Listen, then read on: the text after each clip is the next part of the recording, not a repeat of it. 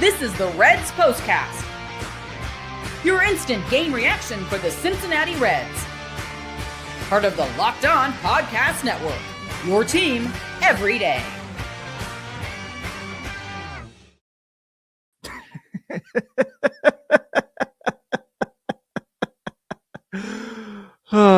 Good evening, Reds fans, and welcome to another edition of the POSTCAST brought to you by Locked On Reds and the Locked On Podcast Network, now the #1 sports podcast network in America. My name is Tim Daniel, life-suffering Reds fan, and I'm here my second season at Locked On Post covering the team, and I want to thank you for spending some time with me tonight as we discuss the Cincinnati Reds embarrassingly losing in May games to the Arizona Diamondbacks 5-2. On tonight's show, well, the Reds found yet another new way to lose a baseball game. Unbelievable. We're going to talk about that. We're going to talk about Noelvi Marte getting a nice home run here. That was fun to see. Dane Myers with 3 walks in the leadoff spot, and Tejay Antone was some major innings. And I just realized that my room is incredibly dark, so give me 4 seconds to turn my ring light up a little more, and then we'll get started. All right. Now we can, I don't know, call that whatever you want to call it, but we'll start tonight with the turning point. Time to reveal where the game was won or lost. It's the turning point. You know, I'm going to go pull a leaf out of Jeff Carr's book here. You know, like in the Batman series when the Joker just really starts to go crazy and it's like he's just like kind of taking it all in and it's just getting to him and he just starts laughing incredibly. Like if you've seen The Killing Joke, you know, there's like the cover where he's like doing this and he's just laughing. We're getting there. Because tonight, Blake Dunn had a chance to end the inning and had the Reds come up in the bottom of the 9th in a tie game with a chance to win it and walk it off. And instead, he had a ball bounce off his glove, which brings a run in, and then Arizona tacks on 2 more after that. How does that happen? That's unbelievable. That is finding new ways to lose every single day. And honestly, it's kind of impressive. It's impressive that they continue to find ways to just like take themselves out of games. Whether it's Fernando Tatis walk-offs in a 2-1 loss, whether it's can't field the ball in the outfield, whether it's PFPs, having to do PFPs in June, the Reds still find ways to lose games. And I told you guys this already. I'm not coming here anymore and doing this thing where I'm all mad at the world when they lose anymore. Mentally, there's just no way I can come here and do this every night if they just keep losing the games they're doing, right? Like, it's just no way. And tonight was just awful because it was another game that they had a chance to win. And now, you know, this is a team that's looking at a lot of bad scenarios now. This is a team that's, you're shocked they're only 4 games under 500 with how they've played of late, right? Like, you're shocked that this is as bad as they are. This is where they are. And look, I know they had the cover of this, the thumbnail of this episode is called Rock Bottom. But this is just something, man. The way that they just go through this stuff is unbelievable. I'm lost for words at this. I don't know if I've ever seen a turnaround in the wrong way for a baseball team that we've gotten from the Reds here. I've never seen a team start so hot in the first month of the year and just completely bottom out the way they have. I've seen teams go from first to last. Don't get me wrong. We've seen that before where teams get off to a hot start and then we find out who they really are. But getting to this point is insane. Now, I know a lot of people are going to come here and they're like, this is 100% Blake Dunn's fault. And he certainly has his blames of this. Don't get me wrong. But we're going to go back to one thing we talk about all the time with the Reds that I've talked about forever, that for some reason I keep having to talk about because it doesn't get better. Like I said, here we go. Why are you not laughing? 0 for 7 tonight with runners in scoring position. That is continuing to be the thing that crushes this team the most. And I left my phone in the other room, so forgive me that I'm pulling up MLB while we're recording the show. 0 for 7 with runners in scoring position and 10 left on base. And they had chances to put this game away immediately. First inning, bases loaded, no outs, couldn't bring anybody in. You knew from there. This is not going to be good. And they got Eduardo Rodriguez out of the game early. Like he threw like 85 pitches in the first inning. I mean, the first 3 innings. And they still could not take advantage.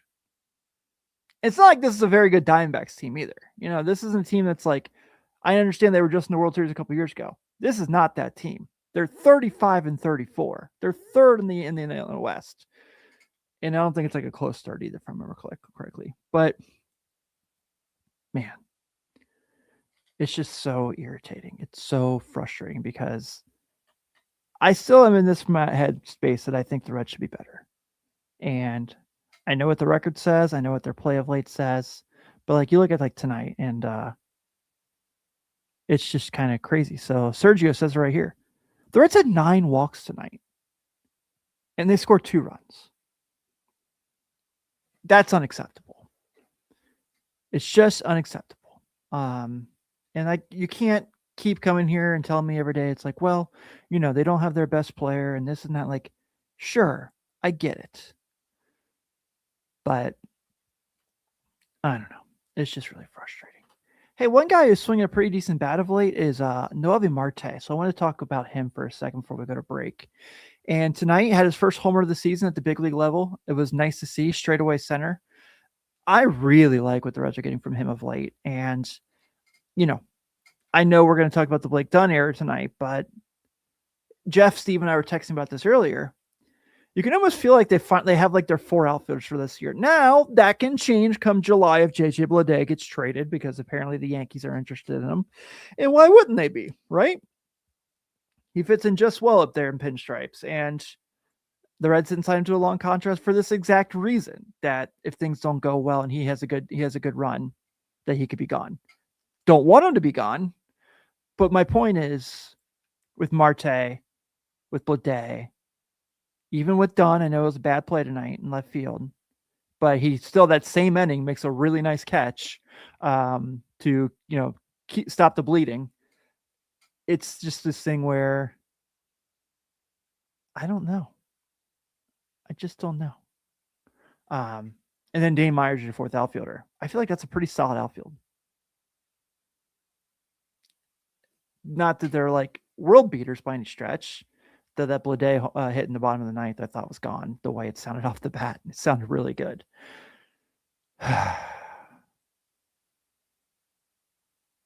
We really got a long way to go through this year, guys. And I don't know how we're going to do it. But, you know, it's not like Tyler Callahan's over in Pittsburgh crushing it either.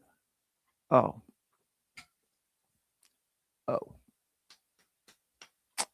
So, you know, Kyle Nicholas, he's fine, right? He's doing good things for the Reds, right? Oh.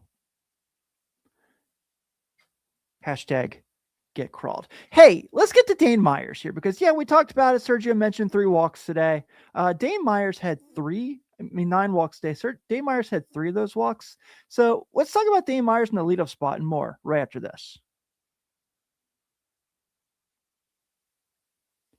First things first, this episode is brought to you by our friends over at Cash App. The Cash App card lets you personalize your card design. Mine would probably have to be something sports related, you know, on it, whether it's a team logo inspired design, a basketball. As you guys know, I cover the Cleveland Cavaliers over at Locked On Cavs, or something that reflects what I'm passionate about: movies, music, cartoons, you name it. If Cash App could give me a discount at one place, it'd probably be Fanatics. I'm on there way more than I'd like to admit, so getting a little money back every time would add up pretty quickly.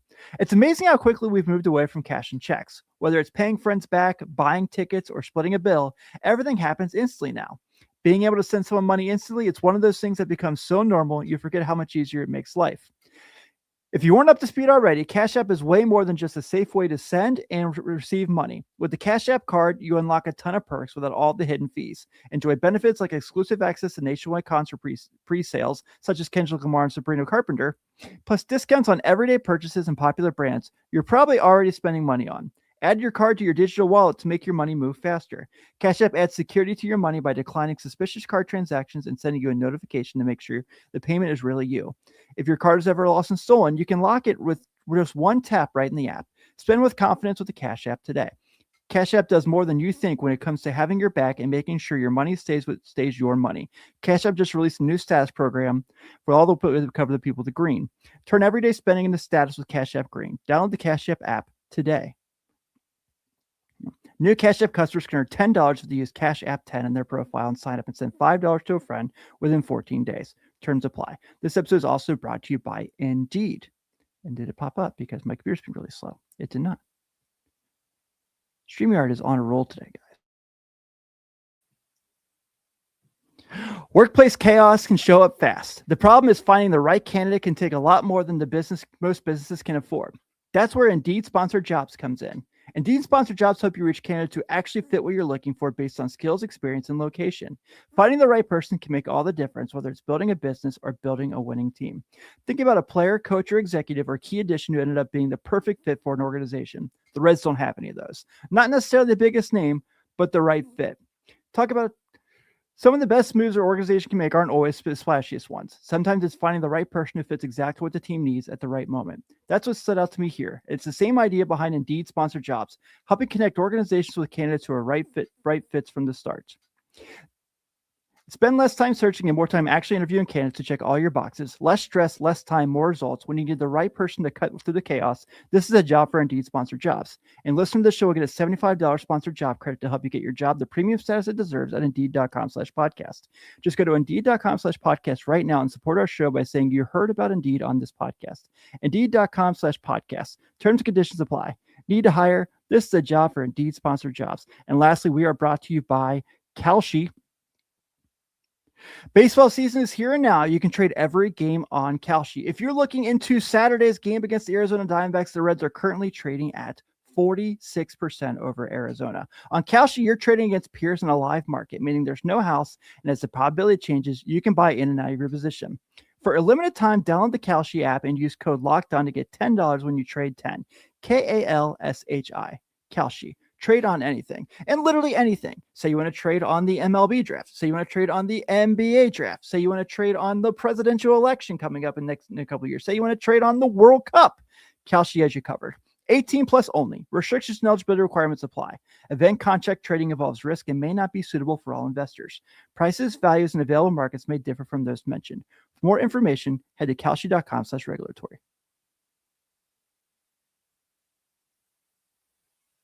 Well, if you already do live and die by this team, one, I am so terribly sorry. But two, there are perks, just like going to our good friends over at the Everydayer Club. For $5 a month or $50 a year, get access to ad-free episodes of us here at Locked On Reds.